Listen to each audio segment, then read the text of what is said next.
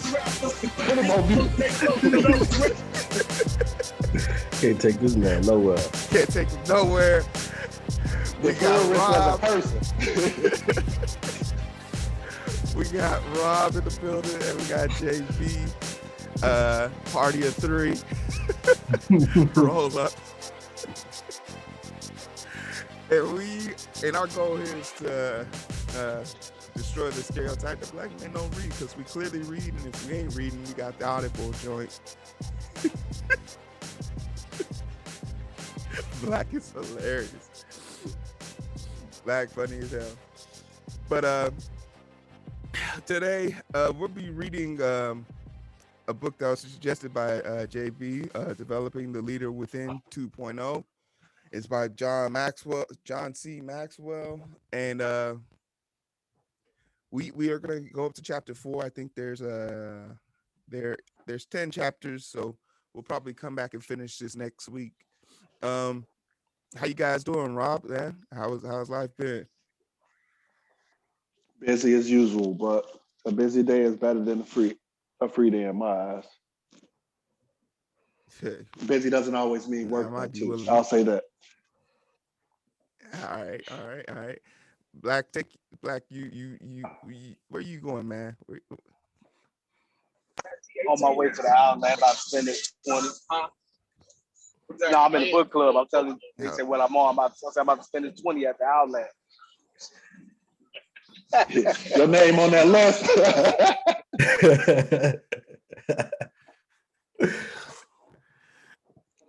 Hey, and what about you, JB? What's good? You know me, man. I'm just a father of two out here, man. I don't even, just trying to make it to the next day. We can't just stop at making it. We gonna prostitute. We gonna prostitute now. No, I'm good, man. My daughter, she was out of school last week. She going back to school this week, so it's gonna be a much better day. She keep me busy with work and school, but. All right. Well, we'll jump right into it. Take a close look at this. I'm not gonna lie. My feelings on the book is it's definitely a good read.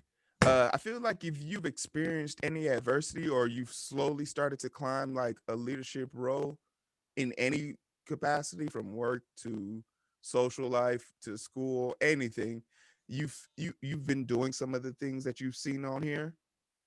But I think you might lose yourself a little bit in like how easy it is to step into the role. So the first chapter talks a lot about the definition of leadership, and I feel like that definition is too universal to just be a paragraph. What do y'all think about the book thus far? Black?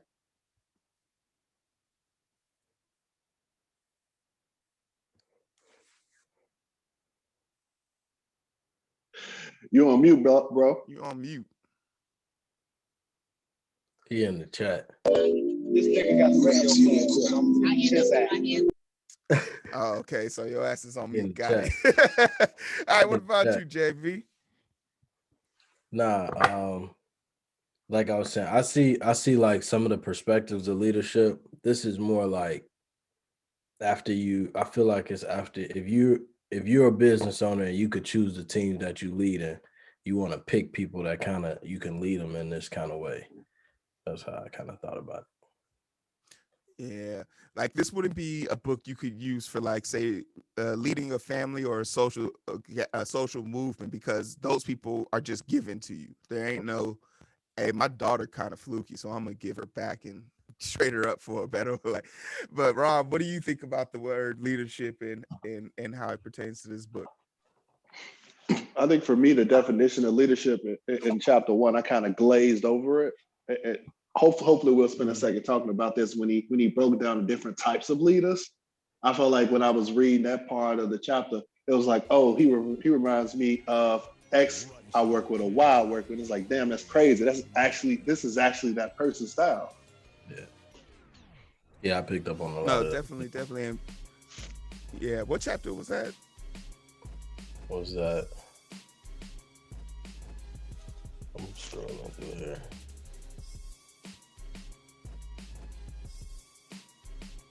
What I think chapter that was was chapter 3. Yeah, the foundations of leadership. But ultimately, the definition and who this book is for, this book is going to speak magnitudes to the people who are trying to create like, if you've never had to use your skill set, like you could have the skill sets to make you a leader, but you've never had to put yourself in that role, and how important it is to step up to that role, because not everyone needs to be a leader. Some of the most, I love how he brought up the fact that, you know, some of the most heinous people on the planet are the best type of leaders. Like, being a leader isn't always a good thing. It doesn't mean you're a good person, doesn't mean you have good intentions.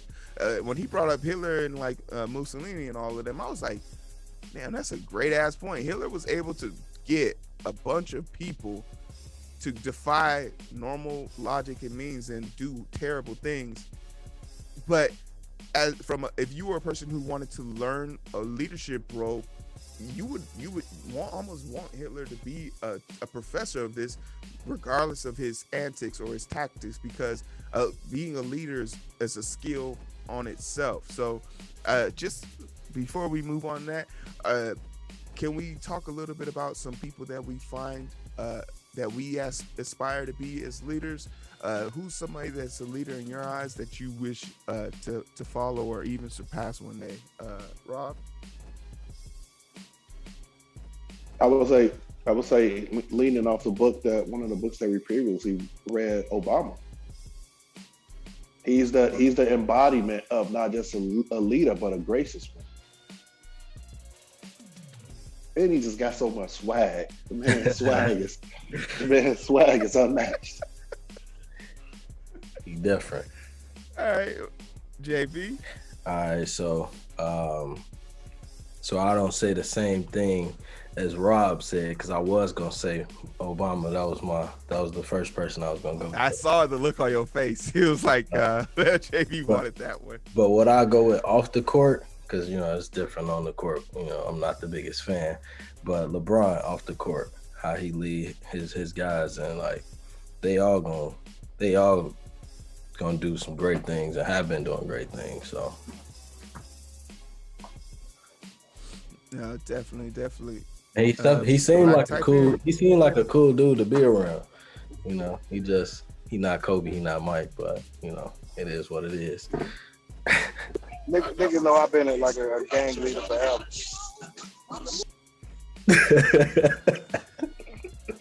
Fair enough. All Fair right. enough. Yeah, gangsters are, OGs are real talk. Leadership 101. Motherfuckers have to play their middle fees. Nigga, I had niggas in prep meetings, I ain't attend. Trying to be like Pablo. I think for me it would be Greg Popovich. Like, just to sit in the room with him, like just to see how the air of respect. Like, you think about people like some of the greatest athletes into this world have even brought his name and invoked his name, and how he's always up on. For him to be in his age, he doesn't have to say anything. He doesn't have to do anything. He goes out of his way to be a leader, I feel like. And that really stands out to me. But in chapter 2, we talk a lot about the key to leadership. And I want to make sure I'm getting this right. Does anybody have I think he had 3 bullet points, the key to leadership. Key to leadership. Yeah. The 80-20 rule. I know he talked about that in that part. The 80-20 rule is one of them. I don't have my notes in front of me. But while I look that up, JB, can you speak on the 80-20 rule? Yeah, so it basically say 20% of your activity generates 80% of your results, no matter what it is. You know, even I think this was in this book. I might have remembered it from another book, but they was even like, if you think about all the stuff you got, really only 20% of it brings 20% of your happiness. Or you know, 80-20 rule, talking about, you know, 20% of your efforts brings 80% of your income. So it really made me think about just how I'm prioritizing urgent versus important. consistently.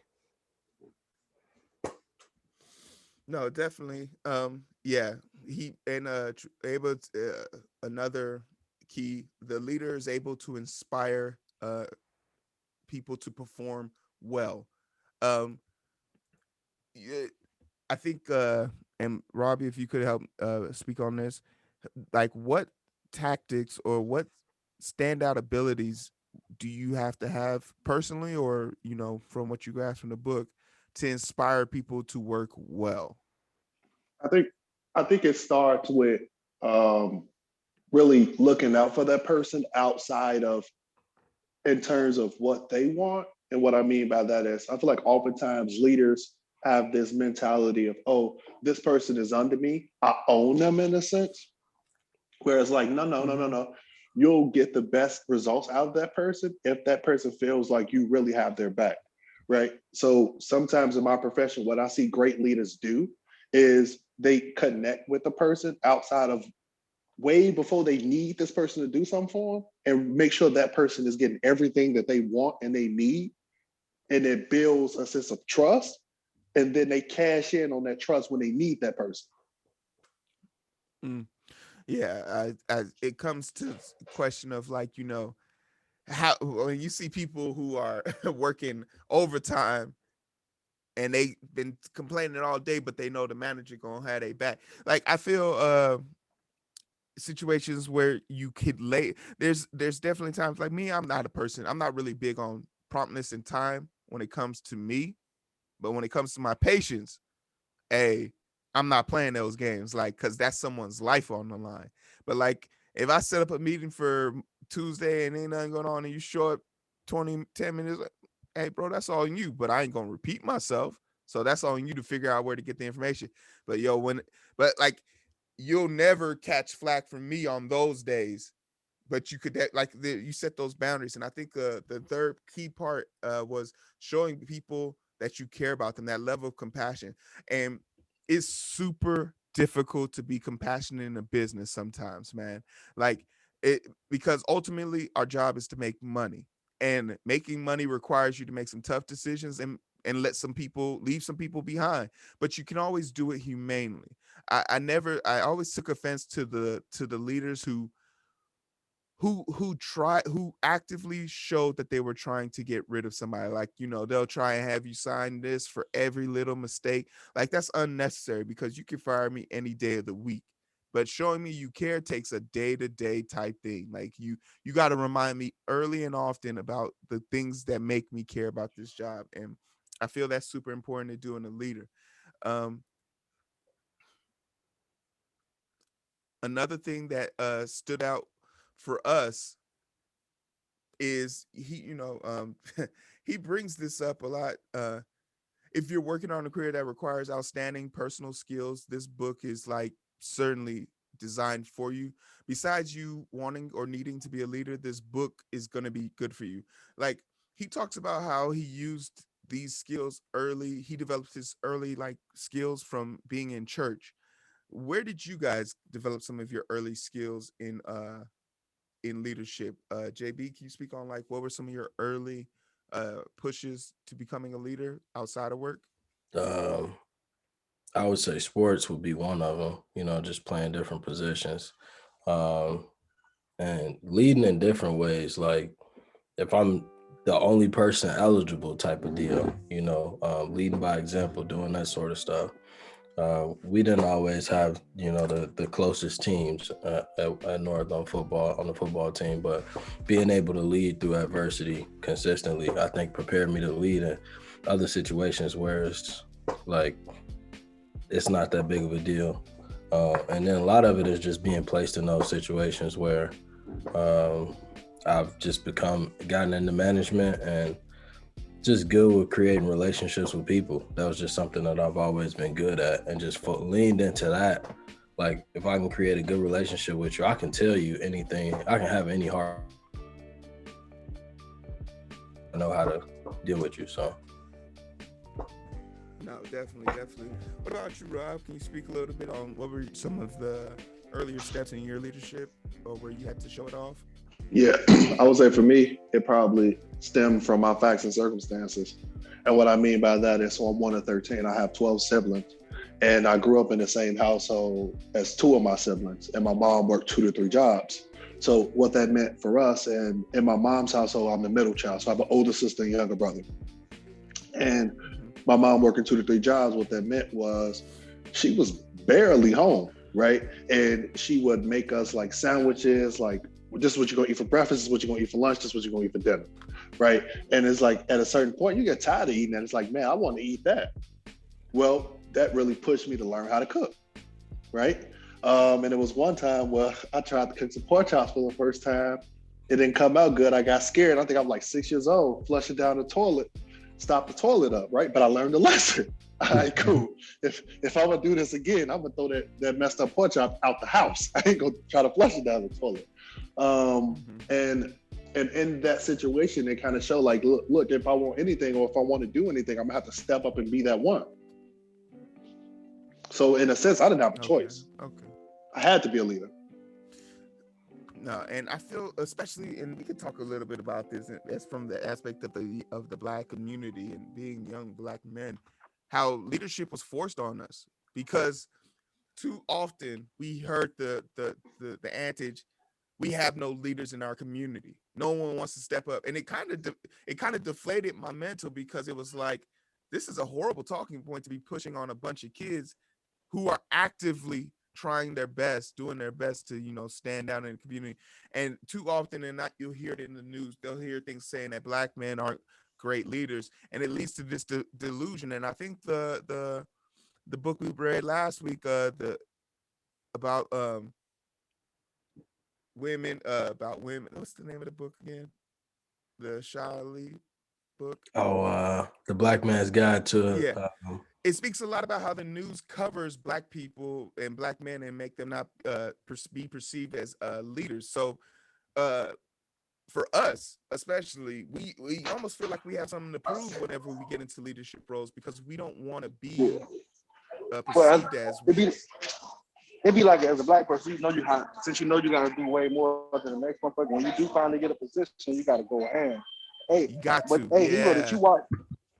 I know you don't like Kevin Samuels, but did you watch that Kevin Samuels interview on Joe Budden podcast? Yeah, I saw the part that everyone's talking about. He made a really great point in that. He made a really great point. I watched the whole fucking interview. He made a bunch of great points. I'm about to tap into that after this. Yeah, but, I fuck with Joe Budden, so I'm like, oh shit, he has that. I'm like, okay, cool.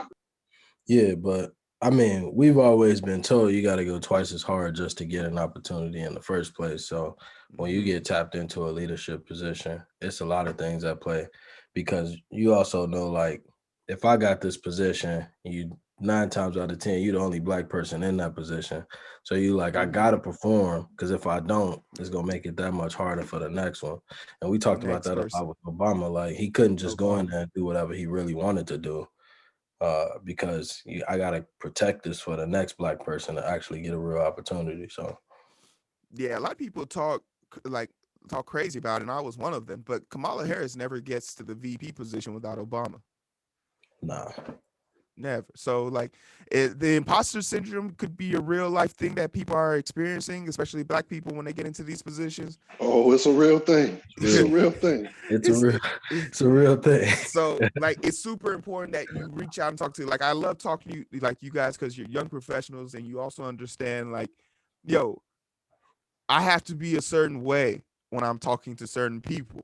Like, when I go to work, I'm not the hero. Like, literally, if you called me at work, I'll hit you with the, hey, hello, this is Heero. How can I help you? It's just like, that's not the hero that you would get on the weekend. But you gotta be in that zone. But I appreciate people who can respect that.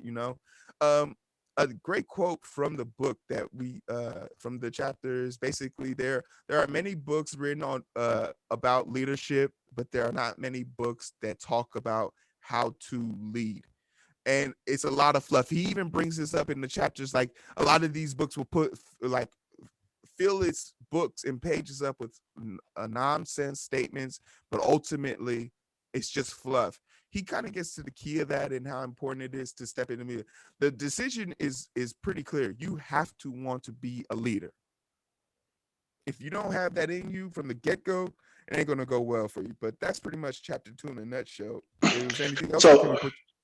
so ain't nobody gonna call out my man's black foul here walking around looking like a Damu.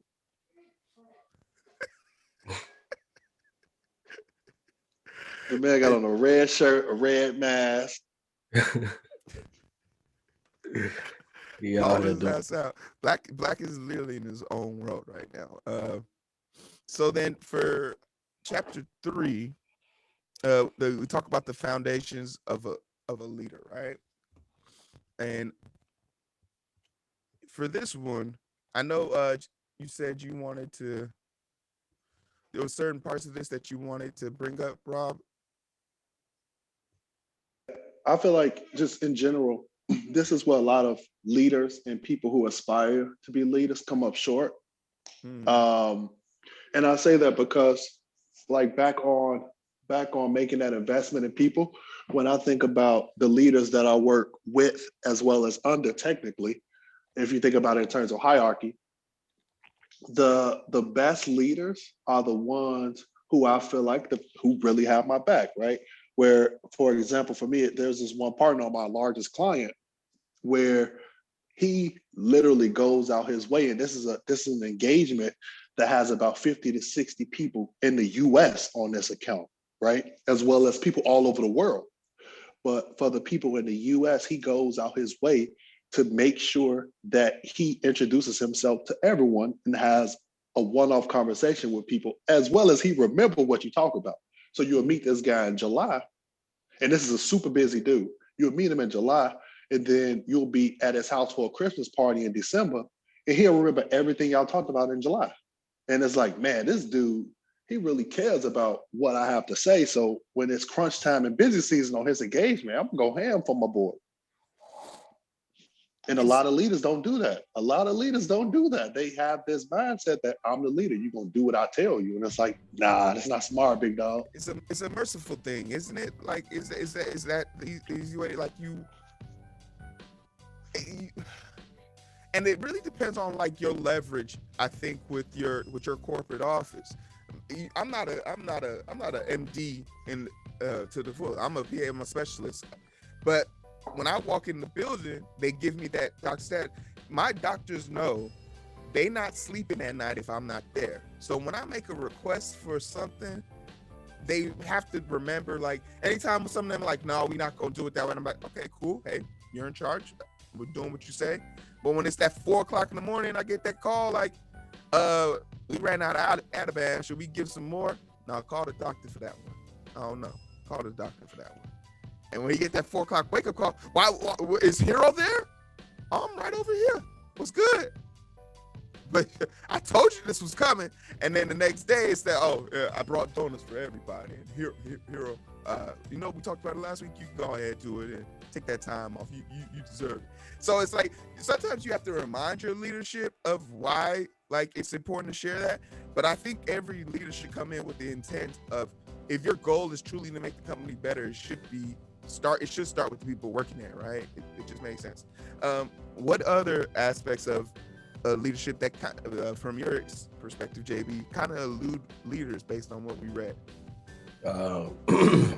Kind of like to Rob's point, that relationship, but also being an advocate, right? So like understanding for your team or whoever's working underneath you, like people want to advance too, especially the day and age. So you seeing a big shift in leadership, because it used to be that more so like I tell you as I do, or tell you what to do, you do it. And then now it's more so it's starting to shift into relationship building, because you got a lot of people like our generation. You used to have a lot of people that stayed in the job for 15 years plus. Now you got a lot of people, I'll leave next week and go do something else if I don't like working for you. So like people having to figure out like, okay, why are people doing that? People doing that because they leave careers for promotions. They leave careers for more money. So if you're not my advocate in that realm, then what are we really doing here? Yeah, it's super surreal, because a big part of the reason why, like, there's two companies I really like that I was working with, and I left excuse me, I left them because the person above me was 2 years older than me. So I would always be chasing this position, or when he hit his ceiling, that meant I hit my ceiling. And as millennials, we don't need, like, we have no problem packing up and going. Like, we, if we see a situation that don't look savory to us, we out of there. And I think that that aspect of us really scares us out of leadership roles, because leaders see us and like, well, he's not going to stay committed. But that's not the issue. The issue is you haven't found a way for me to feel valued in my position. And if you are having a hard time making leadership feel valuable, I can't imagine what you're treating the floor workers like. So I always like stick to that path of the questions of, in 5 years, if you ask me like a question, like I think one of the rebuttals I have for them is, so where do you see yourself in 5 years? That's totally dependent on this company. Like, where do y'all see me in 5 years? Like, Right. like why is that a question I gotta answer? I'm coming to y'all. Right. But so what's realistic for me to do in 5 years? And for me, honestly, I've come up to that because I don't give myself the same timeline as everybody else, because somebody else took 3 years to do something. Okay, well, I'm cutting that in half, like in my head when I walk in the door. And if you're not an advocate of that, or just even trying to help me get there, like, don't tell me what I can't do. Tell me what I got to do to make that happen. Rob, can I ask a question about mentorship? Like, too often when I come into these positions, whenever I come into a leadership role position, I always ask, who will be my mentor? Because I'm new here. There's definitely a process, and there's no one below me who you felt was sufficient enough to step up into this role. Do you seek mentorship when you go into these leadership roles? I wouldn't say I seek mentorship. I think even before I grew into or assumed an official manager role within my organization, I was already tapped into the leaders. And now that I'm growing and elevated, I'm just keeping them people that much closer. Right. And I feel like a lot of those relationships came off my hard work. Right. So I feel like, in a sense, when you go into these organizations, you kind of have to prove yourself. Right. First and foremost, people want to know you're dangerous. And once they know you're dangerous, like, oh, this person's dangerous and they have potential, they're going to kind of find you. Yeah. Oh, yeah. And then once they reach out to you, hold on to them. Yeah. Oh, yeah. Can we meet my quarterly? first thing is to hit them. Oh, no, for sure. I think the ultimate thing is like, and to JB's point, they hit you with this, yeah, we need this done in a month's time. And be like, yeah, you know what? I'm going to try and get the month. And then you hit it on their desk the first week. And it's like, so, and they were like, oh, okay. I'm like, oh yeah, that's just something I'm good at. So from now on, anytime those big decision meetings go, oh no, we want Heero in that group. We want Heero in our group. You want to be the person. I treat it like basketball. You want to be the first person picked up off the court. Like, you don't want to be that last person to the Heero. So, Heero, anybody pick you up on basketball court, bro? Hey, I am an all-around rebounder. I am not selfish with the ball, and I do the pick and roll screen perfectly. And he can box out. Pick and rolls in the street. Pick and roll, baby. The gun's gonna pick Heero because they know he gonna pass it to him every time he get an offensive board. Yeah. No, there's no reason for me to protect. If I am on the right side of the rim, directly underneath it, I am not going to pass out. But if I'm on the left side, I'm kicking it out. There's no reason for me to out here display my skill set. Stick to what you know, Black, and that's why I'm a good leader, because I know what I'm good at. Dennis Rodman got how many rings without any points? He had points, though. He can score. He just want that type of dude. Nah, you don't need to score when there's a person playing on the team that you call Michael Jordan. And plus, you couldn't score because of Michael Jordan wasn't passing the ball. Hey, man, we're not doing this again. I don't fuck with that nigga, man. Fuck fame. All right. So then another aspect of this for chapter 3 before we hit to chapter 4 is the production and results base. Hey, y'all seen my shoes, though? How much? What is he saying? Oh, we saw it. That's why I said if Hood Rich was a person, look at his 20K, he acting a fool out here. Yeah, I got my 20K. I'll show them. Fuck out. Y'all see, I bought me a Jag. Oh man, let us see that odometer. Let us see that Black, balance odometer. Yeah, Black, you should have put I'm all riding of that with into bro ass on Dogecoin. shit. Black, you wasting your money. You need to put that in Dogecoin. My Dogecoin. I bought my Dogecoin in January, fam. I'm good. Yo, you to the moon. Okay. I just keep buying more every time it drop back down. That's the best way to do it. Same thing with Bitcoin. Bitcoin's down $28. I think that's perfect time. Yeah, I'm not buying back that shit. in. You said you said it's down to $28? No, it's down $28. It went down 20. Yeah. Yeah, I wish I would waste my money on Bitcoin. I ain't got no money like Why that. not? You gotta have big dollars to invest in I mean, Bitcoin. Yeah, to buy one, it costs I'm 60,000. So why I'm would I? Oh no, that's because to it go buy down one. You 28 gotta go with the $5,000. fractional share. You gotta I go with want the fractional share. I want Clearly, shares. clear. I got some coin that's worth less than a penny right now. That Ripple, XRP, XRP, but they under Ripple. investigation right now. Come on, Yeah, man. they're under investigation right They now, had- so I'd they be had careful a- with that one. They had a big Boy, this spike. shit They had a shit big spike like 3 years ago. And they had another one on Monday. Oh, I didn't even pay it no attention. They came back down, but Yeah. The second part is that production and result-based influence. From now on, people will follow you through the results and your achievements, not as much as your leadership with your followers. So that's something that's super interesting to me because it does make perfect sense that people will follow the results. The person who comes up with the best results is going to get the leadership roles, which creates this competitive nature where you got to be sort of cutthroat, where you're going to be coming after people. What are some ground rules that you have when dealing in this competitive realm? Like, are you a no holds barred? Are you open to everyone eating? I can speak for myself from the healthcare standpoint. It doesn't benefit me to be the only person on the team who knows how to do a certain particular skill, because that's not going to help save everyone's life. And if there's two people who know what I'm trying to accomplish, it makes surgery easier. But from a standpoint where you're a sales rep and you got to outperform on your other teammates, do you give them pointers? Do you help people along the way? Like, how confident are you in your skill sets? I don't know. Speak on that, JB. yeah. So it's funny you brought that up because I was actually just talking to one of the agents that I was coaching, and we were talking about, like, I'll give you my whole game plan.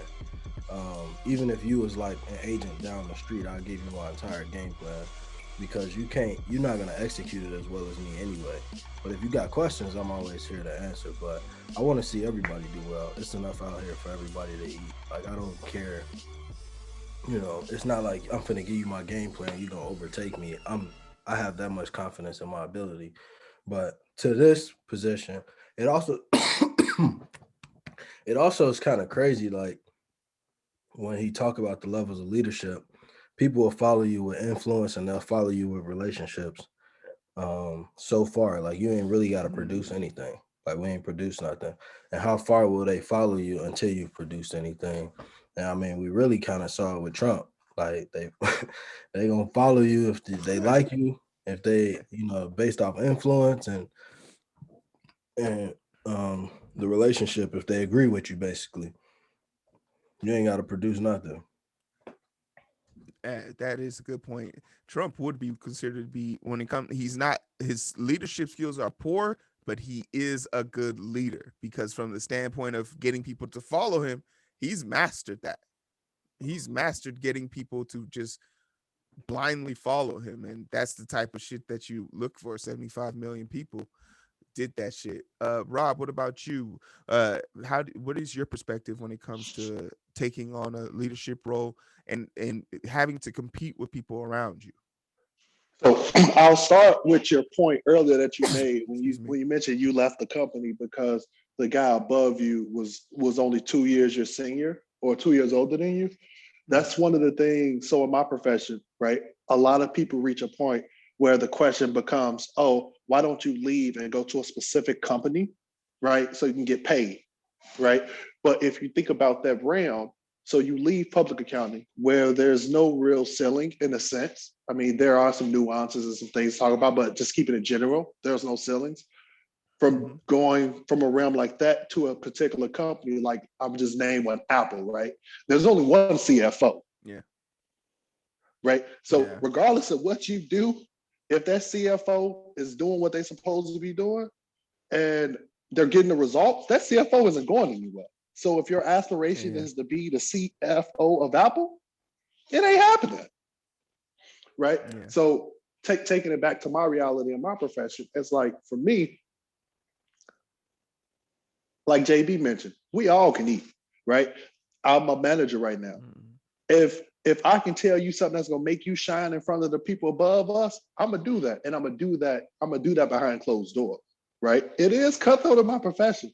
I have seen people throw people under the bus just so they can look good. But for me, it's like, man, me adding a little bit flame to your fire doesn't take away from mine, so I'm gonna do that. Right. But I want to butt that because there have been times when people try to throw me under the bus and make me look bad, and I had to give it back to them in front of those same people they tried to make me look bad at.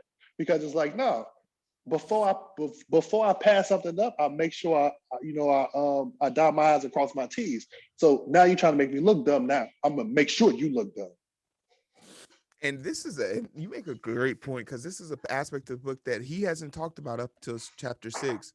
What happens when people hating on you? Like what happens when you're trying to be a leader and they're not, and the universe is not allowing you, like, and by the universe, I mean, like, there's clearly a lot of like bias that comes into it. I tell people this all the time. The hiring of position and the bringing people on board into a company is in itself innately racist, and people are like, what do you mean?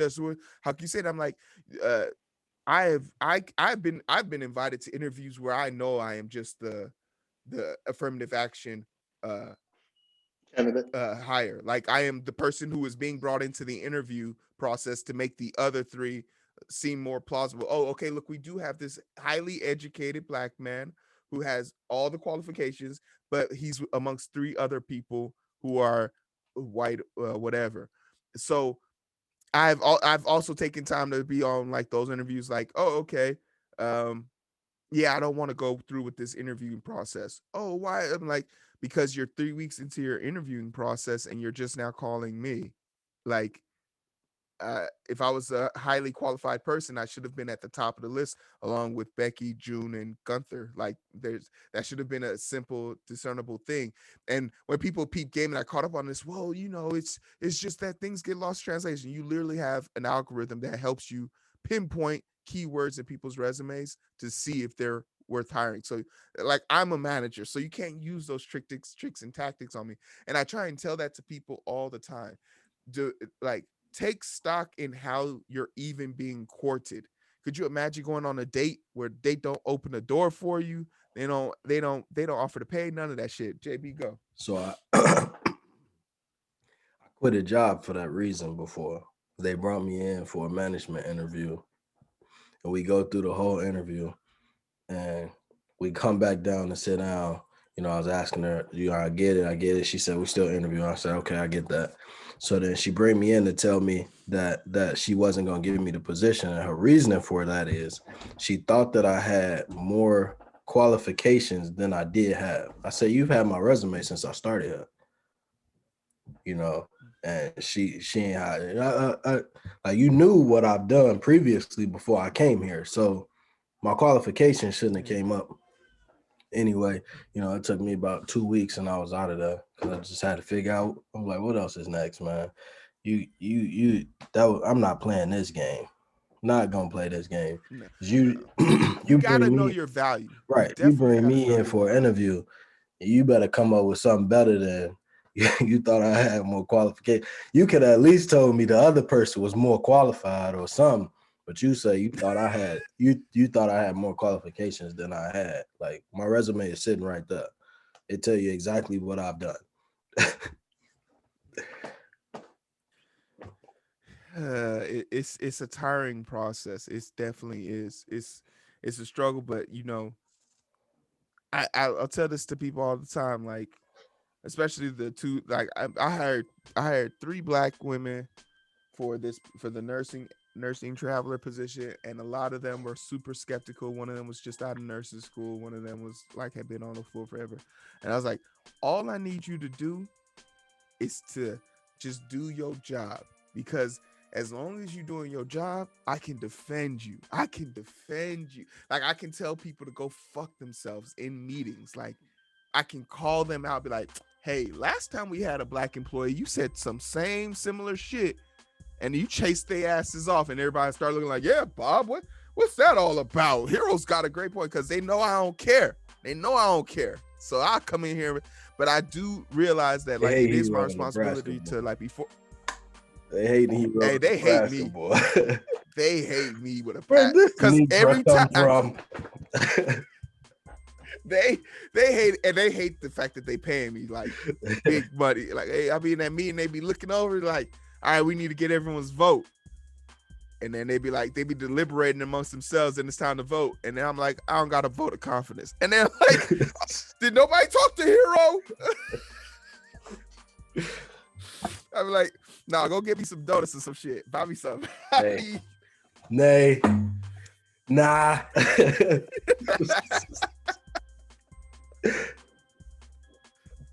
Yo. Oh man, it's funny.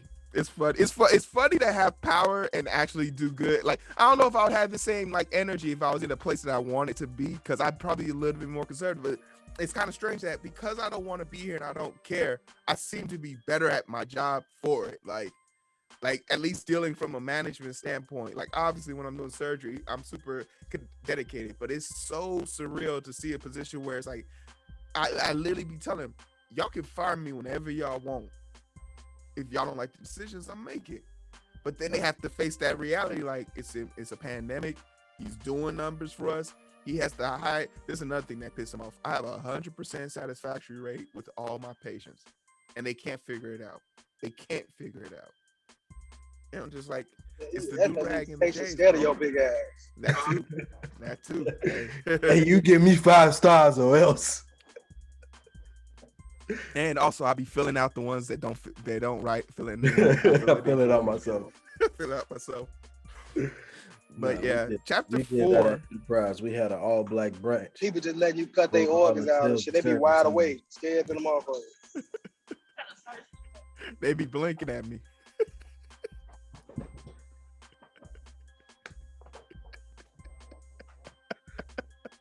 Heero, like, you know how Doctor Strange started out cutting.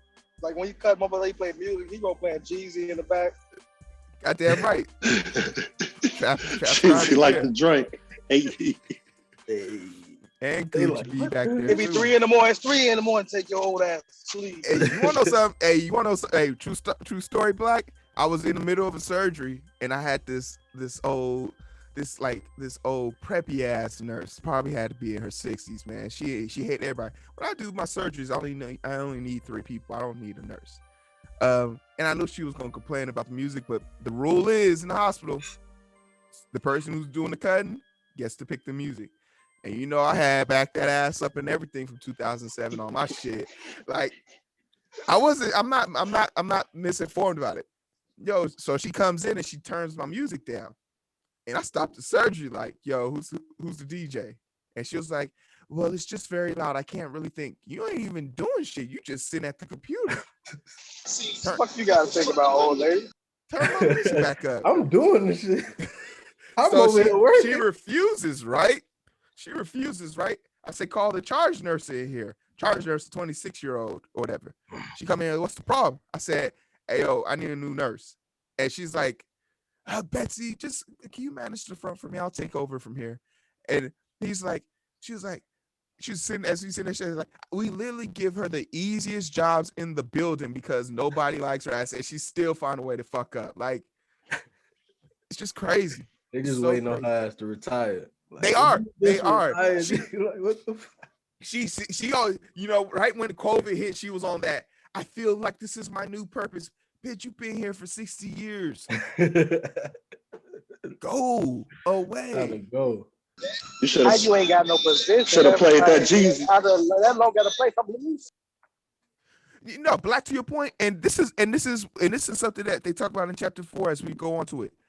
The ultimate test of leadership. You can't kiss ass all day in hopes of getting a position. Like trying to be this bougie on the leadership role. That's all cool and stuff, but it's not gonna get you a secure position. If you're not a person of the people will reject you. And I think that's what happened to her. Like she constantly used to do cardiac thoracic. All cardiac nurses make $80 an hour.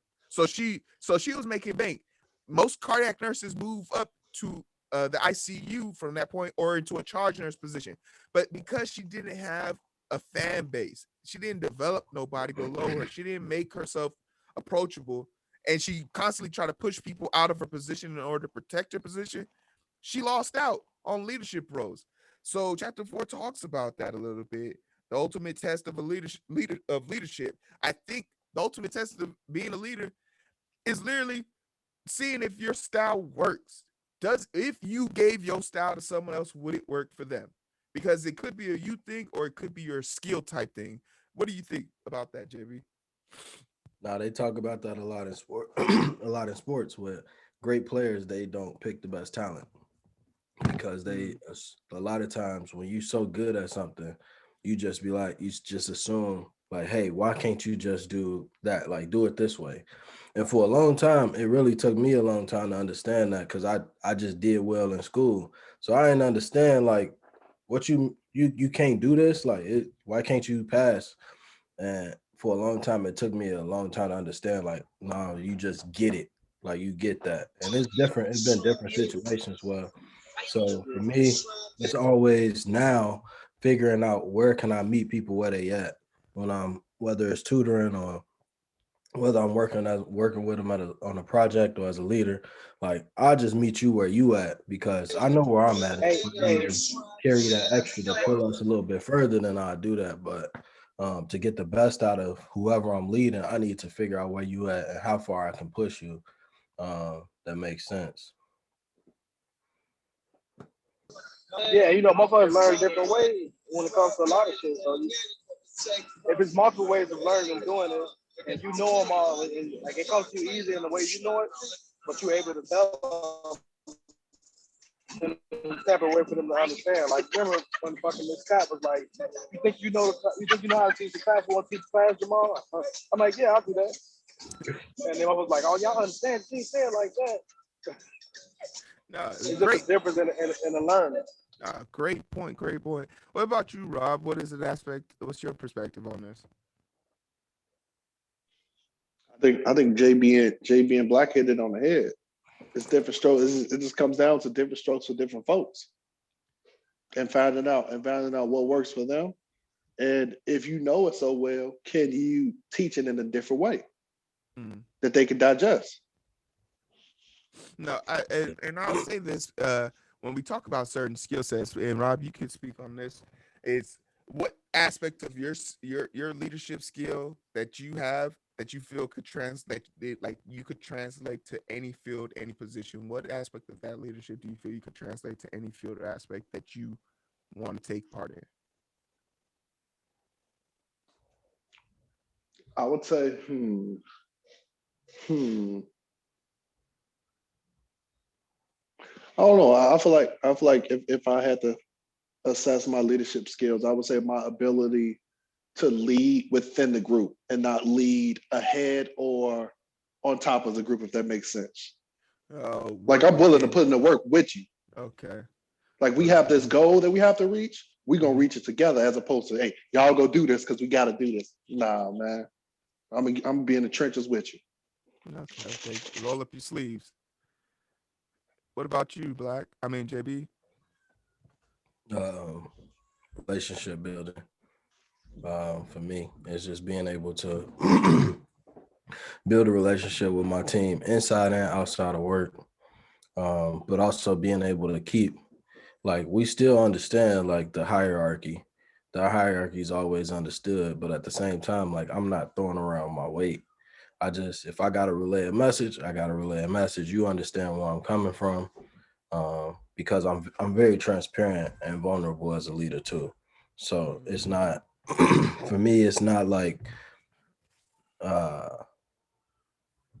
I got a leader too, right? Yeah. And I don't mind you knowing that hierarchy and that path to leadership. At the same time, I don't mind telling you exactly how I got to where I got to, and showing you how to get here. Like, I'm not worried about you taking my position. Like, I'm confident in what I'm doing. So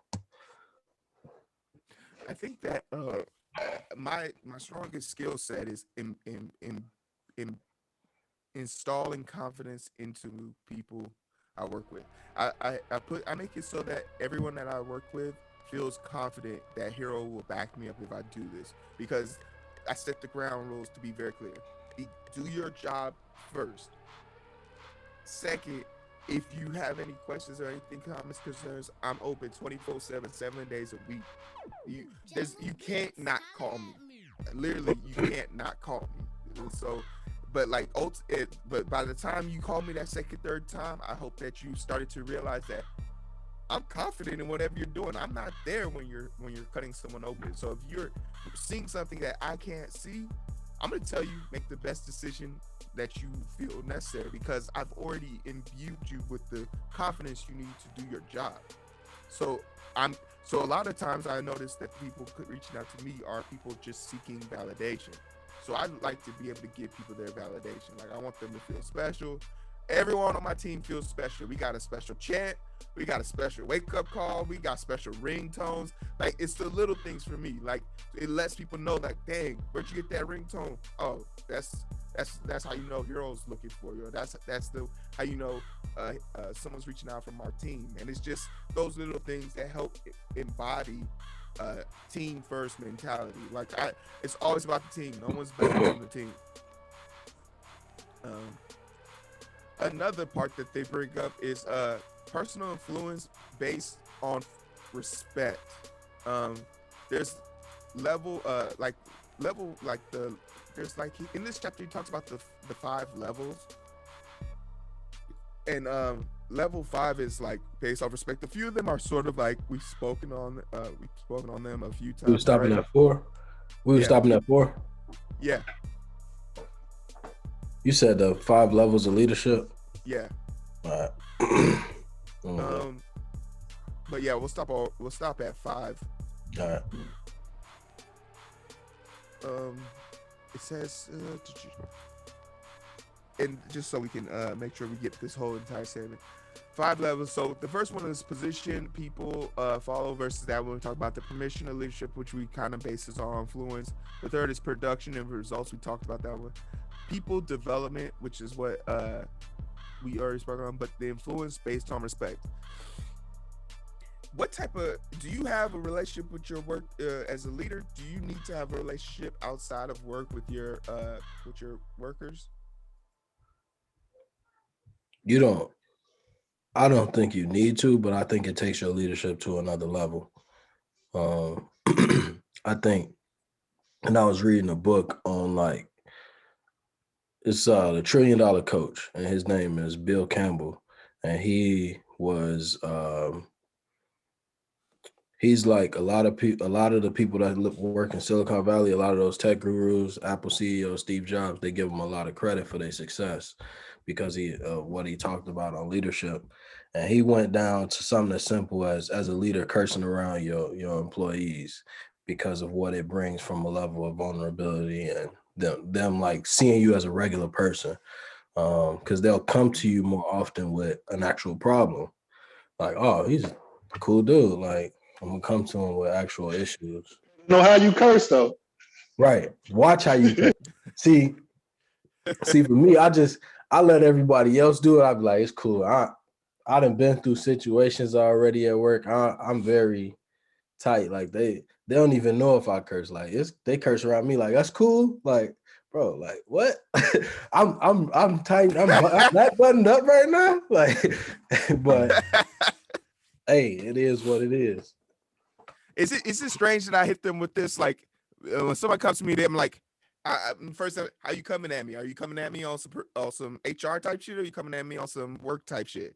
And they'll be like, HR type shit. I'm like, all right, come on in, close the door. Like, how can I help you?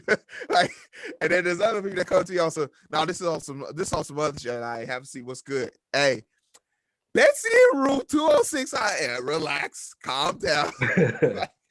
like but I have to, like, I feel like the reason why I have to do that is because I wear a very mute face at work. Like, I don't give people the opportunity. No one knows anything about me outside of work. Like, I got a whole podcast.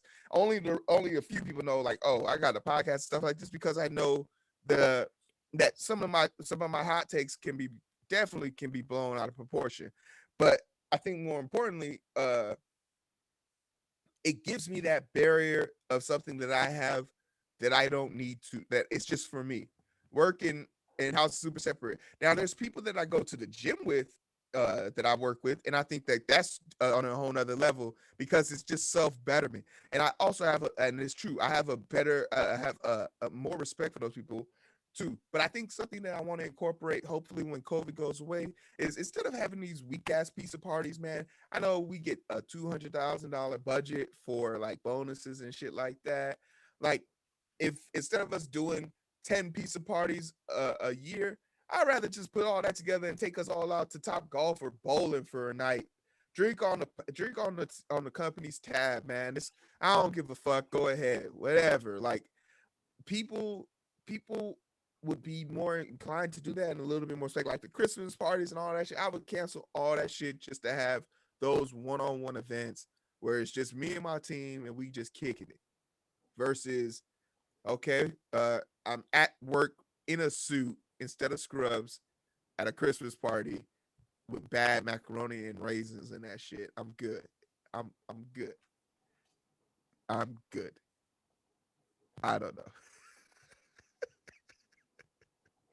No, I did. I did want to get into that chapter 4. That's what I was asking about.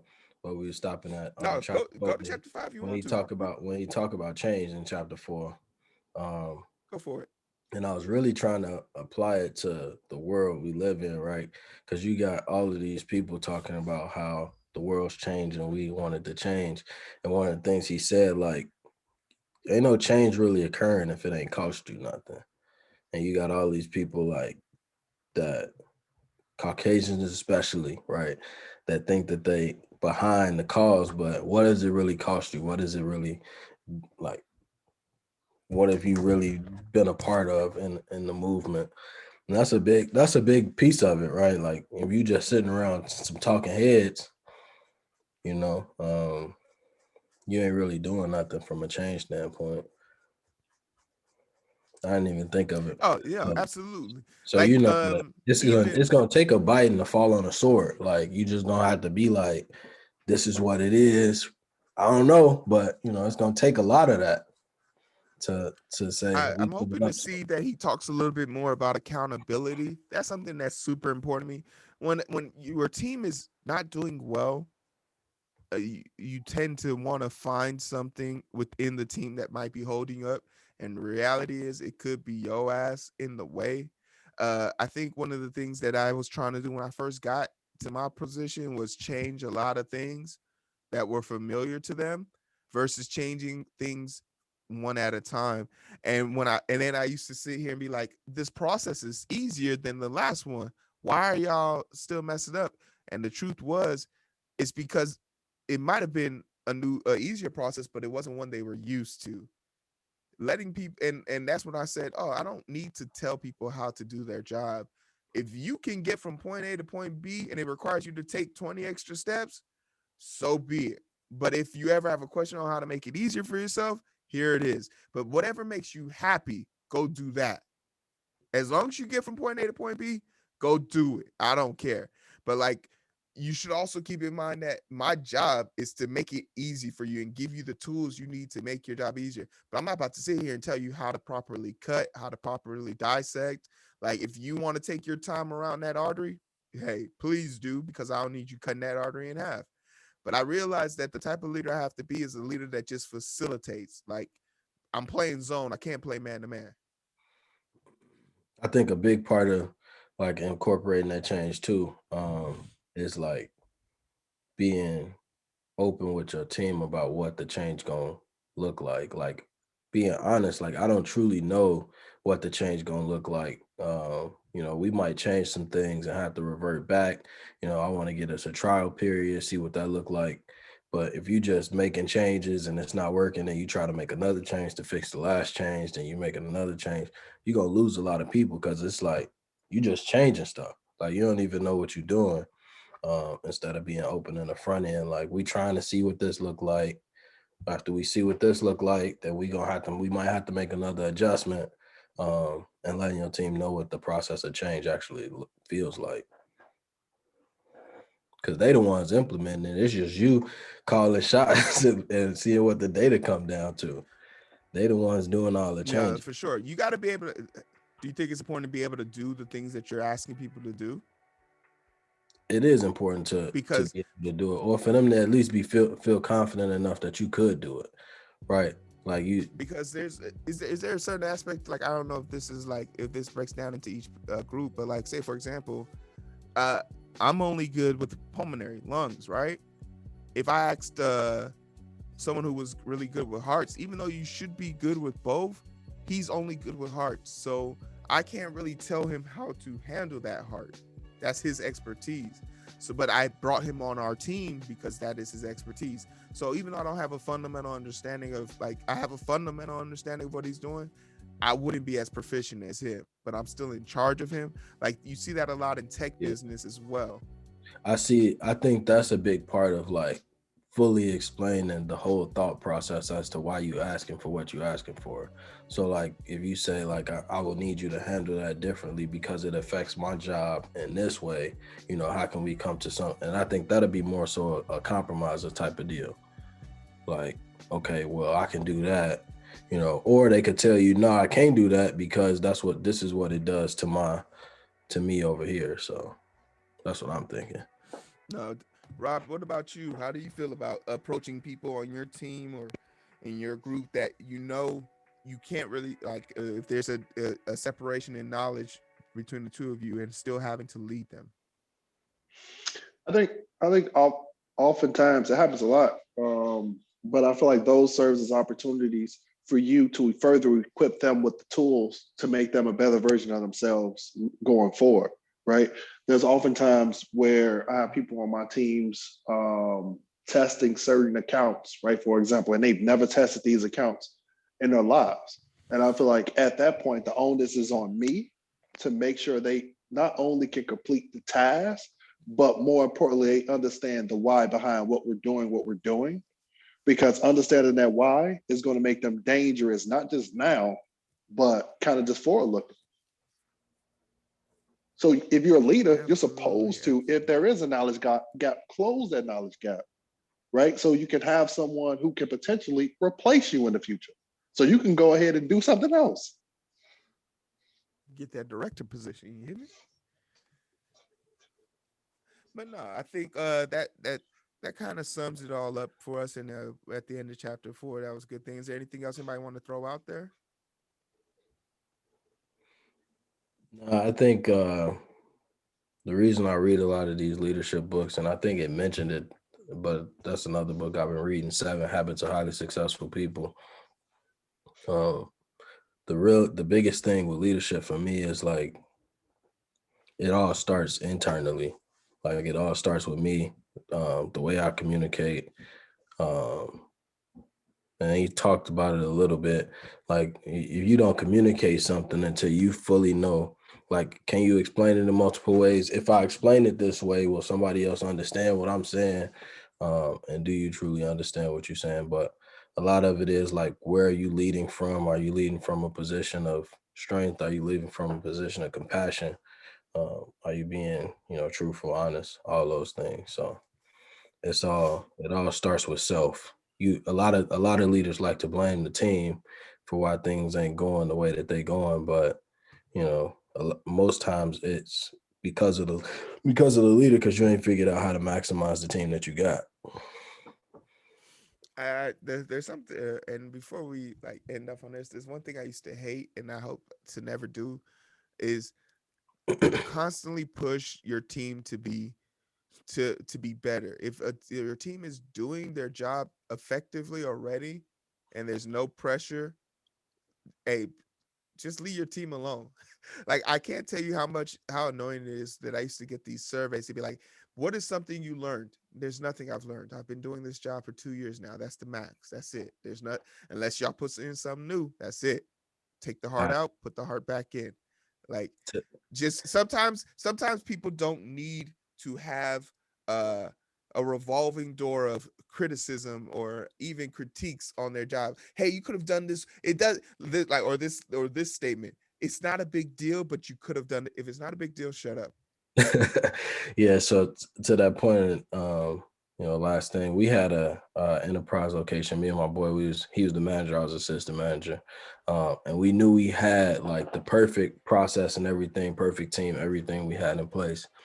We got the team to a certain level, everybody kind of doing their thing, but leadership would steady come in and like always tell us what we need to do differently, what we need to do. But we knew we was gonna get to our numbers. We just had to phase out a lot of the bad past numbers. So we would always talk to our team after leadership left, like, don't even listen to what just happened. Just keep doing what y'all doing, because we know what we doing is working, and we'll keep taking the hit for it.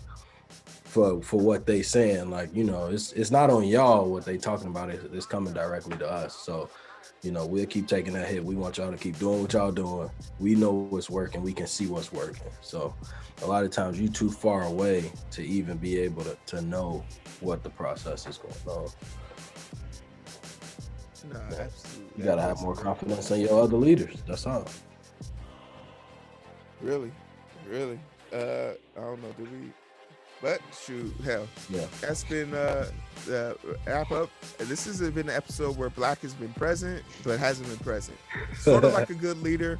You gotta do these things sometimes to let your employees know. And as Black is the head honcho in charge of this book club, it's good to see that as a leader, he let us lead the way. So Black, thank you so much for letting us lead this conversation. But I hope you guys take care of yourselves. It's been cool. Does anybody want to plug something? Anything anybody doing? Nah, I ain't got nothing going on right now. Too much going on, actually. Yeah, I might hit the mall up, man. I've been listening a little bit. I know the stream ain't gonna juke that hard without me being on here talking a lot of shit. But next week is fun. All right. So next week we'll finish. I would go to River Oaks. Like I said, if you miss me, I'll be back next week. Full action.